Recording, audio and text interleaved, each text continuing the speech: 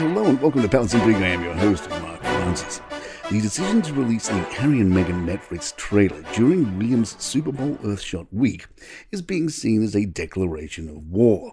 And with the war on, there were many sources close to the Waleses feeding the tabloids. An insider told the Daily Mail it is hard not to make the comparison between the Sussexes and the Kardashians. A report on Friday had another insider saying, one can only conclude this is a concerted publicity drive on their behalf to stoke up interest in this documentary and is designed to clash with the Wales' visit. The Prince and Princess's high-profile trip to the States to shine a light on community projects in Boston and the environmental crisis is being apparently used as a platform for the Sussexes to create the drama and attention they so clearly crave on a personal level, as well as content for the multi-million-dollar deal they have signed since quitting as working royals. While the Waleses will carry on with their duties, Team Sussex appears determined to remind America of their own compassionate activism, one lucrative contract at a time. A source told The Times of the timing of the Netflix trailer release. It was definitely deliberate, without any question, but not at all unexpected. The Telegraph quoted a source saying, "You can see the contrast between the royals focusing attention on the communities of Boston and the Earthshot prize and others busy talking about themselves and making money." Showbiz reporter Stephanie Tacky believes the documentary is not going to be a light documentary over 6 episodes. They're promising there's going to be interviews with friends and family who've never spoken before, who are going to talk about what they've witnessed. This was William's big night for the Earthshot prizes, and it's now been overshadowed by his own brother, so a lot of the papers are rightly saying this is a declaration of war. One shot in the trailer caught Stephanie's eye. I thought this could be the change for them. This could actually bring them back together, but clearly, with this shot of Kate not looking pleased, which refers to an image in the trailer where Kate is giving a very stern look into the camera.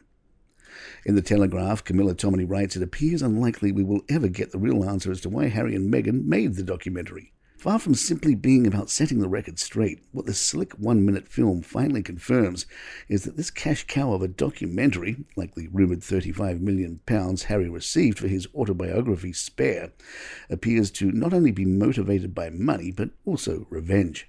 Otherwise, why on earth would a pair so fiercely protective of their privacy give the online streaming giant behind the crown of all shows seemingly unfettered access not only to their lives but also their family photo album? Dramatic imagery of newspapers aggressively rolling off the presses and an ominous picture of a stony-faced Kate, taken a year before Megxit even happened, provide the not-so-subtle clues. It is noteworthy that the only image used of their nearest and dearest couldn't present the usual smiley Princess of Wales in a more unattractive light. Naturally, the former American actress hogs most of the limelight.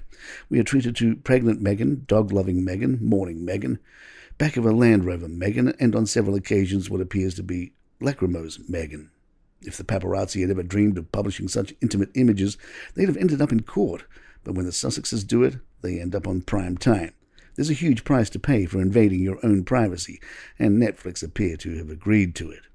Palace Intrigue will be right back. Royal biographer Ingrid Seward told The Mirror, "What Harry and Meghan want is freedom, not privacy. What else did we expect? Meghan is showing looking glorious, dressed down in something diaphanous or wrapped around Harry as she was in their engagement pictures. How can anyone look that wonderful when they are posing in a kitchen as if they didn't have a care in the world?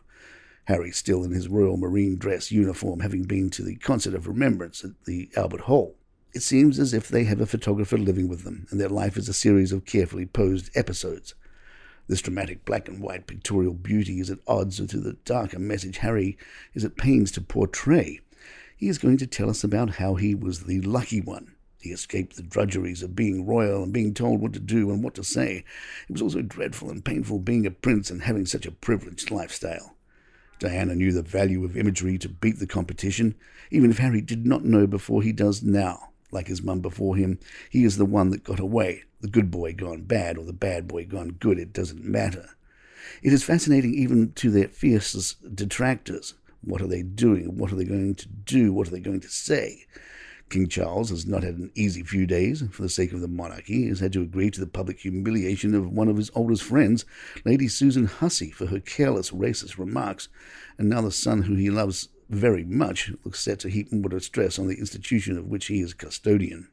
Piers Morgan was less subtle, tweeting, "Very clear now that Prince Harry and Meghan Markle are intent on destroying the royal family. You can agree with them or think as I do that they're repulsive, narcissistic hypocrites, but their agenda is now indisputable and constitutes an existential threat to the British monarchy." NBA stars were not too impressed by playing in front of William and Kate last week. Jaylen Brown said, "It was just a regular game to me." When coach Joe Mazzello was asked if he got to meet with the royal family, he replied, "Jesus, Mary and Joseph, I'm only familiar with one royal family. I don't know too much about them, but hopefully they're Celtics fans." And there you have it.